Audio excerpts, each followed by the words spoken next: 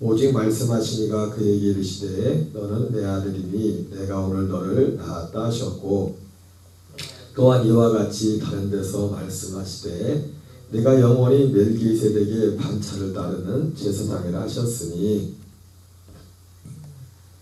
그는 육체에 계실 때 자기를 죽음에서 능히 구원하실 이에게 심한 통곡과 눈물로 간구와 소원을 올렸고 그의 경건하심으로 말미암아 들으심을 얻었느니라.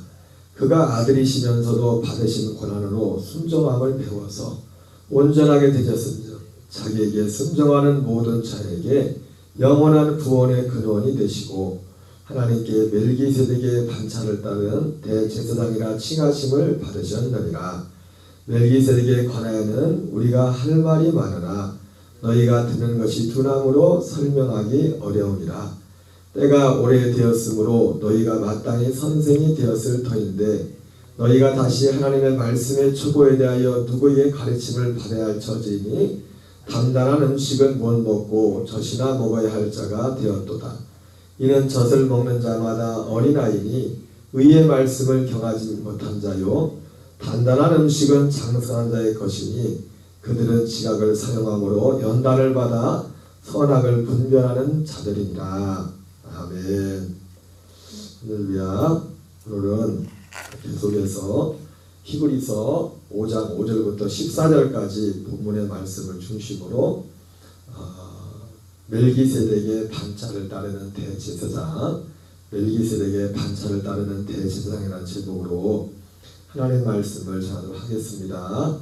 오늘 그 사도는 히브리서를 통해서 예수 그리스도가 멜기세덱의 반차를 따르는 대제사장이라고 말씀하고 있습니다. 그리고 우리의 죄 사함을 위해서는 반드시 이 멜기세덱의 반차를 따르는 대제사장이 필요하다고 오늘 말씀하시며, 그 바로 대제사장은 죽으셨다가 부활하시고 승천하신 분이 우리의 대제사장이 되시다고 말씀합니다. 그러니까 여러분 시간 순서를 볼 때 이 히브리서 뒤에 보면 나오지만은 이 영원한 우리의 죄사함은 우리 개인적에 적용되기 전이라도 온 인류를 위한 영원한 죄사함을 이루는 죄사함은 예수님이 승천하신 이후에 성수에서 그 죄사함이 이루어지는 것입니다. 그죠? 오늘 앞에서 아론 계통에 따르는 대제사장에 대해서 먼저 언급을 하고서 이제 비교를 하죠. 비교하면서 일단은 우리의 죄사함을 위해서는 대제사장이 필요하고 죄사함은 성수에서 이루어진다. 구약 시대도 그렇고 대속죄를 통해서, 그리고 신약 시대, 그리고 뭐 뒤에 보면 또 그 내용이 자세히 나오지만은 성수에 들어가지만 또 비교를 합니다. 계속 뒤에 나오는 비교가 무슨 비교가 나옵니까?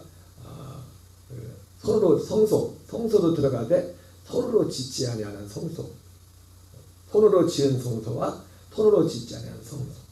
아론 계통의 대제사장과 멜기세덱의 반차를 따르는 대제사장. 짐승의 피가 아니라 자기의 피. 그래서 짐승의 피를 가지고는 그 죄사함의 유효기간이 1년이고 예수님의 피의 유효기간은 영원하다. 예전에 성막세미나를 갔을 때 강문호 목사님이 늘 레파토리가 성막세미나 때 항상 똑같은데 그 들어보면은 그런 이야기를 참 들었습니다. 여기 남미에 가면 스컹크가 있는데 스컹크가 출몰하는 어떤 시기가 있나 봅니다. 그래서 스컹크가 출몰할 시기가 되면 그 사람들이 막 긴장을 한다. 그래서 어디 밖을 나갈 때도 절대로 스컹크가 그 집에 들어올 수 없도록 문단속을 잘하고, 왜냐하면 그게 집이 되었던 차가 되었던 그 스컹크가 어떻게 들어와가지고 방구 한번 껴버리면 그 차도 버려야 되고 집도 버려야 된대요. 왜? 그 방구가 얼마나 독한지 스컹크가 낀 방구하면 냄새가 없어지질 않는데 냄새가 없어진다. 그래서 만든 말이 사람의 방구는 일시적이지만 스컹크의 방구는 영원하다. 뭐 그런 동남도 하셨는데, 그래요. 짐승의 피는 1년이지만 예수님의 피는 영원하다. 근데 그 영원한 피를 가지고 어디에 가서요? 성소에 들어가서 우리의 죄를, 온 인류의 죄를 영원히 속량하는 것이고, 그리고 그 온 인류의 죄뿐만 아니라 그 죄를 속량한 것이고, 그리고 우리 각 개인의 온 인류의 죄를 속량했지만 우리 한 사람 한 사람도 예수님이 가신 그 길을 따라가서 거기서 죄 사함이 이루어진다고 어제 잠깐 말씀드렸지만 히브리서 6장 19절 20절에 그 말씀이 나오고 있습니다. 그 말씀. 오늘 이런 대략적인 이런 말씀들을 하면서 오늘 이 히브리서 기자는 그런 말을 합니다. 뭐라고 하냐면 멜기세덱에 관하여는 우리가 할 말이 많으나 너희가 듣는 것이 둔함으로 설명하기 어려우니라. 멜기세덱에 관한 것에 말하지만은 어쨌든 이 멜기세덱에 관해서 많이 이 멜기세덱에 관해서 할 말이 많지만 지금 이걸 다루고자 하는 건 아닙니다. 그래서 할 말이 많지만 그런데 이 멜기세덱이라는 대제사장을 통해서 하나님이 우리에게 이루시는 그 구원의 비밀이, 그 죄사함의 비밀이 이러한 내용들이 어떻게 보면 어떤 사람들에게는 굉장히 어렵게 들릴 수 있다는 겁니다. 이걸 그래서 마치 단단한 식물이라고 이렇게 말하고 있죠. 단단한 식물. 그러면서 이런 말을 하면 때가 오래되었으므로 너희가 마땅히 선생이 되었을 터인데 너희가 다시 하나님의 말씀의 초보에 대하여 누구에게 가르침을 받아야 할 처지이니 단단한 음식은 못 먹고 젖이나 먹어야 할 자가 되었도다. 다른 서신서에서 그런 말씀하죠. 여기 히브리서에서는 때가 오래되었으므로 너희가 마땅히 선생이 되었을 터인데 너희가 다시 여러분 우리는 긍정적인 의미에서 우리 예수 믿는 그리스도인들은 우리의 믿음이 어디까지 자라가야 됩니까?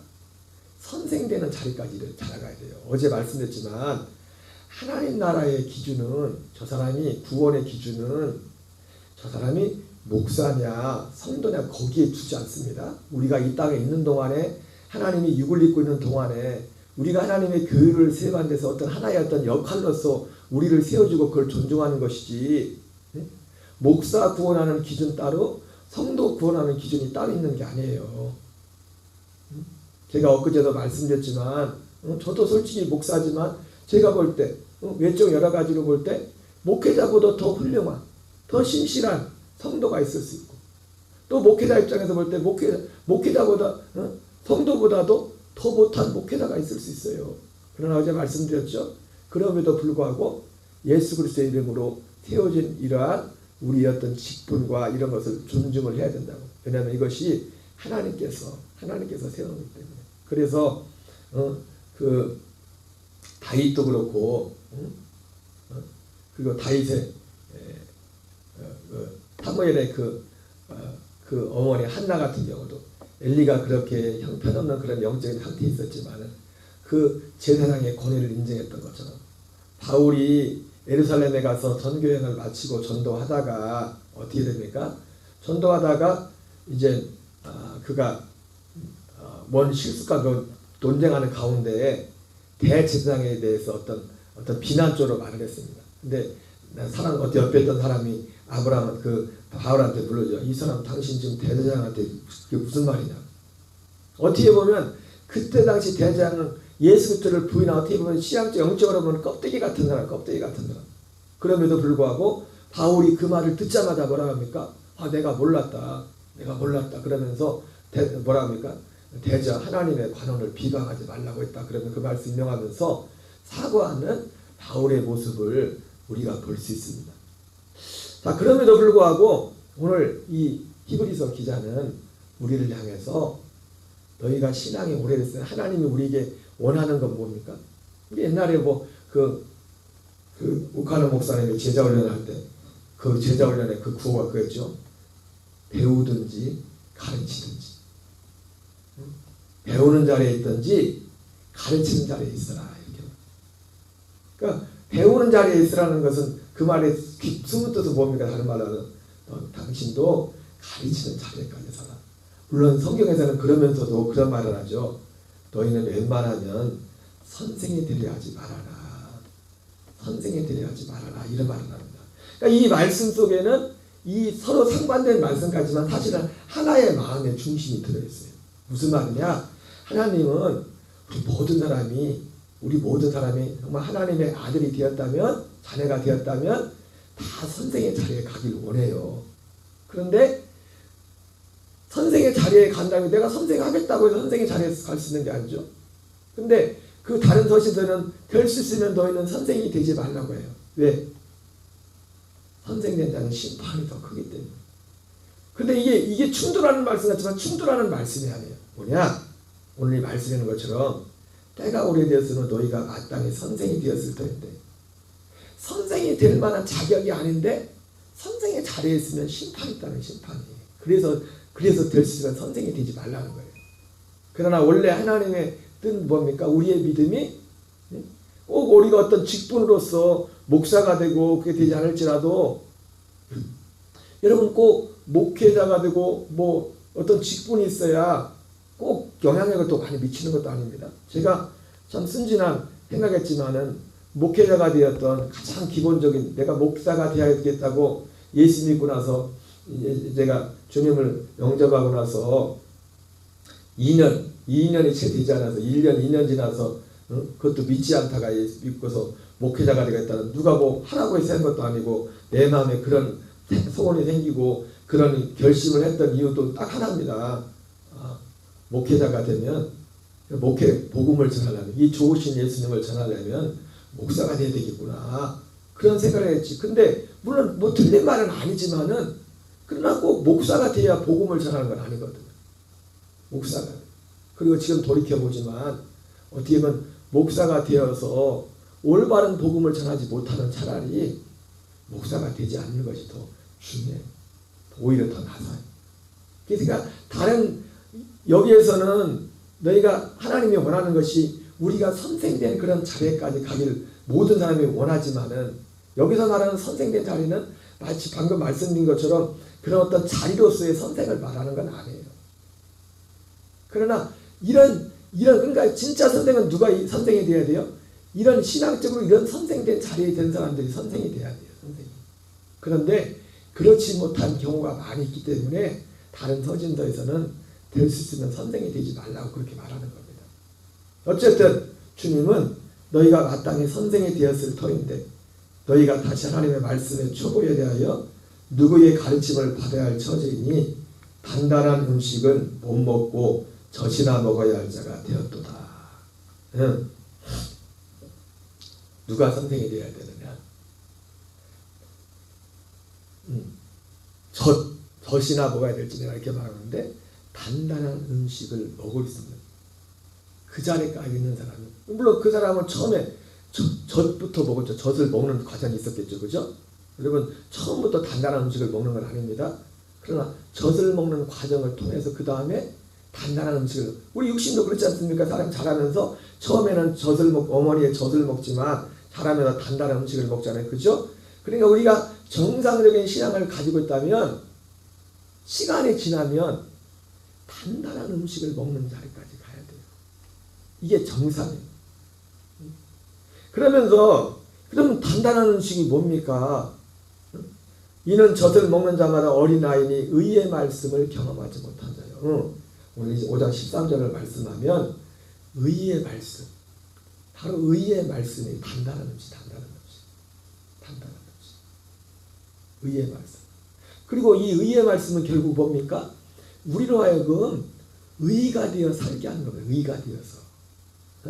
아멘이십니까? 이 의의 말씀은 뭐예요? 우리 존재 자체가 의가 되어 살도록 하게 하는 말씀이에요. 여러분, 성경은 결론적으로 말하면 전체가 지향하는 교회, 지향 지점이 뭐냐면 바로 여기에요. 그래서 사도 바울도 그리고 사도들이 전했던 모든 것들, 가는 곳마다, 그래서 바울도 어디를 가든지 헬라인이나 이방인이나 모든 사람들에게 하나님께 대한 회개와 예수 그리스도에 대한 믿음을 전했다고 했죠. 그죠? 예. 그리스도의 초보, 그런 것들은 어떤 부분에 속합니까? 하나님께 대한 회개에 관한 부분이에요. 그래서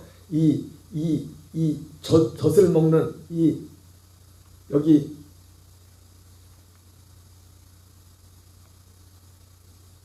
이 젖의 말씀을 의의 말씀을 굳이 비교한다면 젖의 말씀이라고 하겠죠. 이 젖의 말씀을 바로 뒤에 이어서 이 말씀이 뭔가를 뒤에서는 바로 히브리서 6장으로 넘어가면서 이 말씀이 뭔가를 말하고 있어요. 그래서 이 젖을 먹는 건 뭐냐면 그리스도의 도의 초보로 비유하고 그리스도의 도의 초보. 여러분 그리스도의 도의 초보의 믿음은 너무 소중합니다. 그러니까 여러분 우리가 어떤 사람이 이거 여러분처럼 이러한 일들은 우리 안에서 실제로 일어나는 일입니다. 하나님이 우리에게 어떤 사람이 은혜를 입었다 했을 때는요 바로 이런 내용들이 그 사람 안에 이루어진 걸 말하는 거예요. 은혜를 받았다는 것은. 그래서 히브리서 6장 1절에서는 뭐라고 말씀합니까? 이 젖의 말씀, 의의 말씀, 여기 13절에는 젖의 말씀과 의의 말씀을 이렇게 구분을 하고 있는데 젖의 말씀은 히브리서 6장 1절에서는 그리스도의 도의 초보라고 하고 있어요.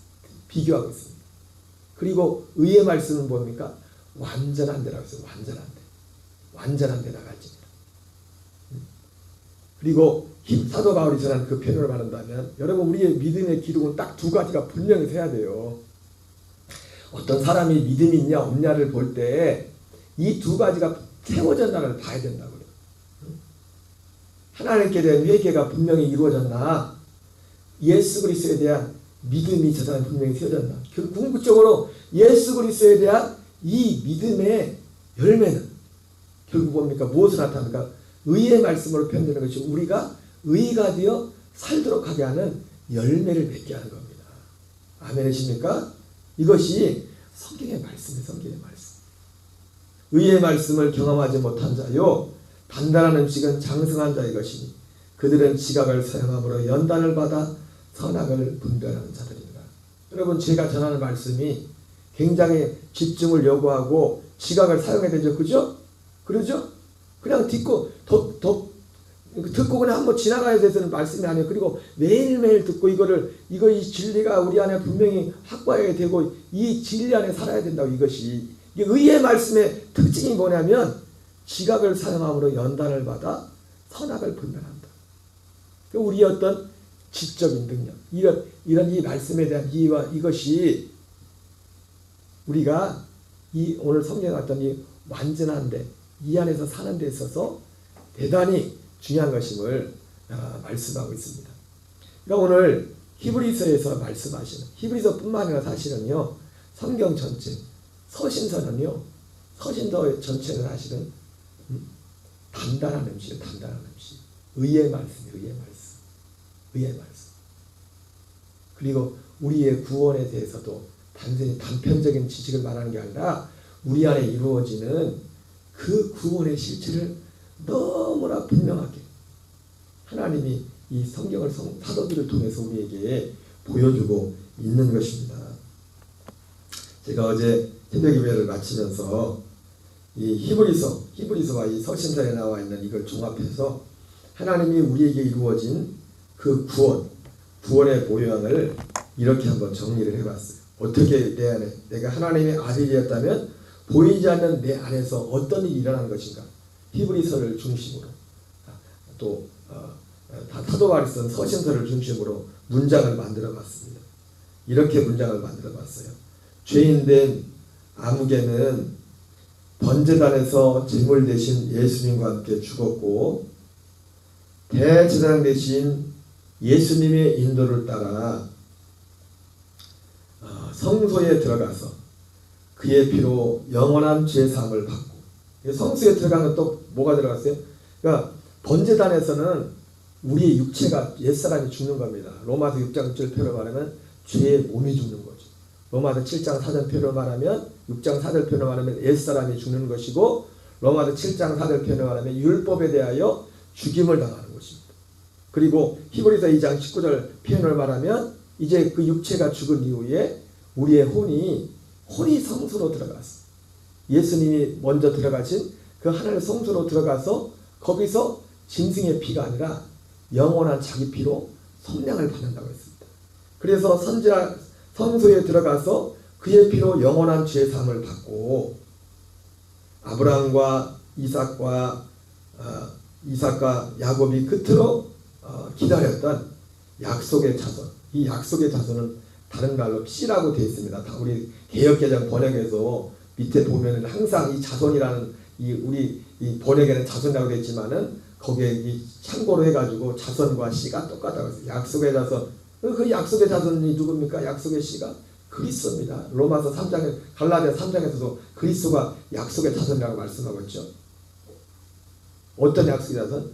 우리 안에 오시는. 그래서 갈라디아 3장 14절에서는 성령의 약속을 우리에게 받는 것이 우리가 성령의 약속을 받는 것이다. 그리스도와 연합하여 하나님의 아들이 되었습니다. 이것이 하나님의 아들된 우리가 하나님의 아들이 되었다고 했을 때 보이지 않는 우리 영의 세계에서 이러한 일들이 실제로 일어나는 거예요. 어떤 사람이 거듭났다고 했을 때는. 그리고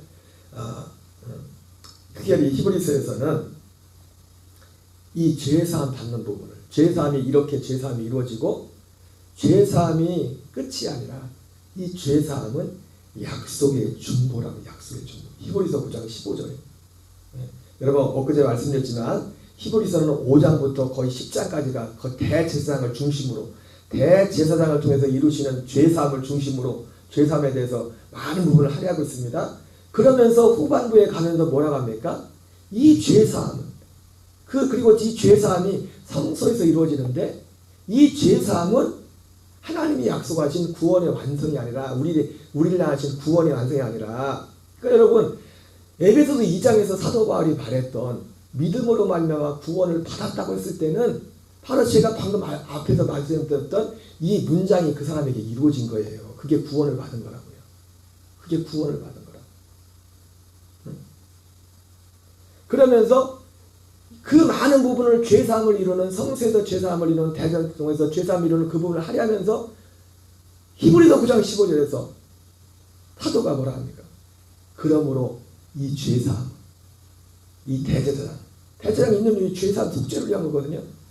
새 언약의 중보다. 새 언약. 결국 아브라함이 약속했던 그 약속이랬죠. 우리에게 하나님의 아들들 씨를 주는 것. 여러분 이 그리스도만이 이 비밀은 만세 만대로부터 감추었던 비밀이라. 이 비밀은 너희 안에 계신 그리스도라. 오직 내 안에 모든 과정을 거치시고 예수님이 오셔서 이런 일들이 있기 전에는 아무도 이 씨를 받을 준비가 되어 있지 않았어요. 왜? 죄사함에 왜? 일단 죄 문제가 있으니까. 갈라디아 4장 4절 5절도 그 얘기하지 않습니까? 때가 참에 때가 되어서야 실제로 이런 일이 영원한 죄사함과 그리고 이 하나님의 아들을 받는 일들이 시작이 된 겁니다. 때가 차서. 바로 이러한 말씀들이 한마디로 의의 말씀. 우리로 하여금 의로 살도록 하게 합니다. 우리가 이 진리 안에서 삶으로. 선생이 되는 일은 참 두려운 일이지만 그러나 주님은 선생이 되길 원한대죠. 그죠? 어떤 선생이요? 바울과 같이 요한과 같이 베드로와 같이 우리의 앞서간 믿음의 사도들과 같이 이 진리 안에 살면서 이 진리를 전하는 여러분 우리는 성수에서 살아야 됩니다. 번제단은 우리가 죽어서 사라지는 곳이 예수님과 함께 사라지는 곳이 번제단입니다. 존 웨슬리 목사님이 말했던 믿음으로 말하는 구원에서 그 구원의 특징이 죄에서의 구원과 죄사함이랬죠. 예, 죄에서의 구원은 그 표현을 말하는 번제단의 죽음을 통해서 죽으면 끝나는 거죠. 죄가 죄사함은 성소에 들어갔어. 유기돈 목사님도 뭐라고 말했어요? 죽음 이후에 죄사함이었다. 죽음 이후에 죄사함. 여러분들 이런 것들 하나하나가 사실은 단단한 음식. 그러나 이 진리를 통해서만 우리가 하나님의 의 가운데 행했고 이 진리 안에 살 때만 사실은요 우리 안에 실제로 영원한 죄사함에 대한 감격과 그것이 실제로 우리 안에 지속적으로 날마다 모든 것이 더 귀하고 귀해지는 그런 역사들이 우리 안에서 일어나는 거예요. 여러분 저와 여러분에게 우리 모든 녹동감의 교우들에게 이 은혜가 있기를 주의 이름으로 축원합니다. 주기도문을 마치겠습니다. 하늘에 계신 우리 아버지여, 이름이 거룩히 여김을 받으시오며 나라의 마옵시며 뜻이 하늘에서 이루어진 것 같이 땅에서 이루어지이다. 오늘날 우리에게 일용할 양식을 주옵시고 우리가 우리에게 죄 지은 자를 사하여 준 것 같이 우리의 죄를 사하여 주옵시고 우리를 시험에 들게 하지 마옵시고